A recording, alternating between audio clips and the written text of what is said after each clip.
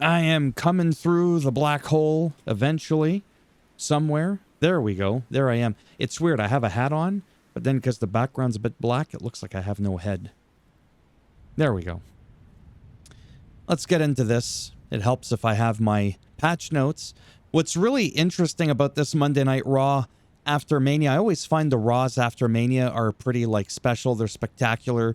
You get a couple of crazy things going on. But I feel like we got more surprises at the Raw after WrestleMania than we did at WrestleMania itself. That's just how I feel, okay? So let's get into this quickly. You know, that thing that I keep saying I'm going to do and I fail to deliver. So Randy Orton RKO'd John Cena. These guys have a huge history. Cena even had Mark Nash give him like an intro. He had to read off the little cue card thing, which, by the way, Mike Rome, who's the announcer now in NXT, was throwing shade at Mark Nash for having cue cards. I don't think it's a big deal to have cue cards. It's better to do that than to be stumbling over your words, kind of like what I do a lot. Cena was dunking on the crowd again. Huge history, like I said, between the two of them, so this kind of makes sense. Could Orton be coming after the title because he showed interest in holding it? Cody Rhodes didn't come out to talk about anything. The Rock, again, didn't come out. This could potentially set up a rivalry eventually, maybe for Rhodes and Orton or Cena. I don't know. I don't want to start speculating. I'll do that on a separate video. Liv and Raquel Rodriguez have reclaimed their tag titles that they just lost at WrestleMania. And this makes more sense because the whole like Lyra, and I know it sounds rude, I'm not going to keep going on about it, her holding two titles, I was like, yeah, no, I don't think so. And it didn't last. But then this also made it so that Becky would turn heel because she got upset and she attacked Lyra. Kind of like what, you know, Trish Stratus did to Lita when they lost their tag titles. And she went heel. This could now set up a new angle for the two of them. This is what happens when you have heel switching, face turns, and all that. Yeah, it opens up new storylines. Yeah, that was Lyra Valkyria. Oh, this was interesting. Oh, the New Day came out to chat. Boring as always.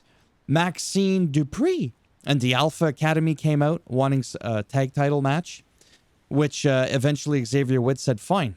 Match was going to take place, but then Rusev. Remember Rusev? Oh my God. Or some people might know him as Miro if you didn't know him from Rusev before in WWE. So he's back. He's just attacking everybody. I thought, I'm happy, but I thought it was odd to pick this spot to whatever, make your comeback, but whatever. Basically laid everybody out. Dracula was like, hey man, don't make me bite you to control you.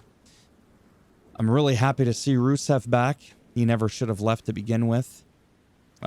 This was interesting. Io Sky came out talking about being grateful than the NXT champ, who I have no idea who these people are, like I said, because I don't watch NXT. Stephanie Vakir showed respect to Io, so they ended up having a match that was actually pretty good, but it got interrupted by Roxanne Perez and a woman by the name of Julius, I believe was her name. I didn't quite catch her name. And so essentially these two got attacked by Roxanne and the other lady. And Rhea Ripley came out and then she showed respect to Io Sky because she handed her back her belt, but made it clear that she's going to be coming back for it. Yeah, you could see right there. And she had a real black eye because only her right eye had makeup on it and the left eye didn't. So it kind of gave it that like Marilyn Manson look too. It was actually pretty interesting doing that. Jey Uso was celebrating his world title reign. He didn't really have too much to say. So then Sami Zayn stepped in, congratulated him, shared how much he appreciated him and was proud of him. Didn't turn on him. Well, because sometimes you don't know what's going to happen. And then Jimmy Uso came out. Everything played out just fine. So this was fantastic. It was a great moment. After that, Gunther was upset with Pat McAfee and Michael Cole. Oh, you have something to say? You could see right here that Gunther grabbed on to Pat McAfee after he actually grabbed Michael Cole first, and Pat McAfee charged him and bonked him in the noggin and choked him out. It's a big dramatic thing because you don't see that too often with the commentary booth, right? This isn't the days like where Kane would try to set Jim Ross on fire or the room that he was in on fire. It's rare for that stuff to happen. I don't know if anything else is going to come of this, if it's going to become a storyline. Probably not.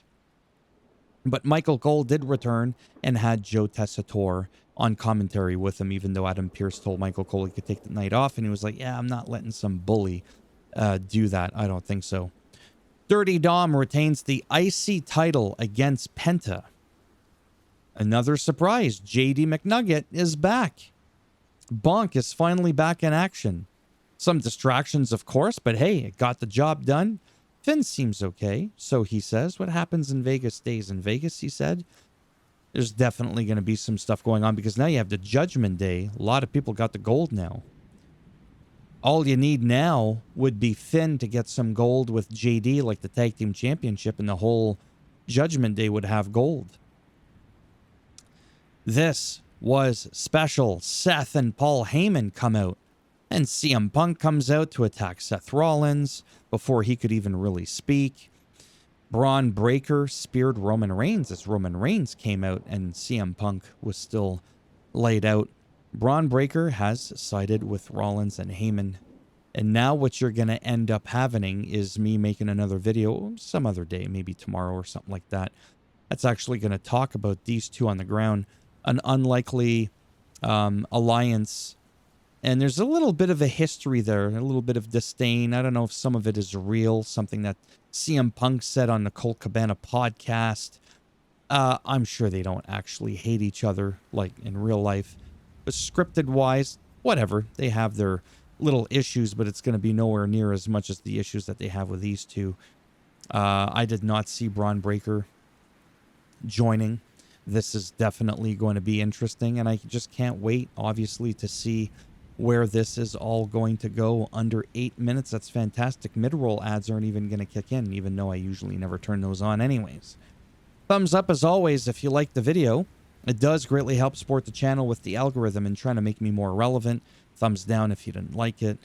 And we'll just break it off where the sun don't shine, and we'll have Roman and Braun Breaker run at 23 miles an hour and spear you from behind so that it just wedges. That's disgusting. If you want to subscribe, naturally that would be great. But if not, thanks for stopping by anyways. Take care. And if I'm lucky, just maybe I'll see some of you in the next one. Bye for now.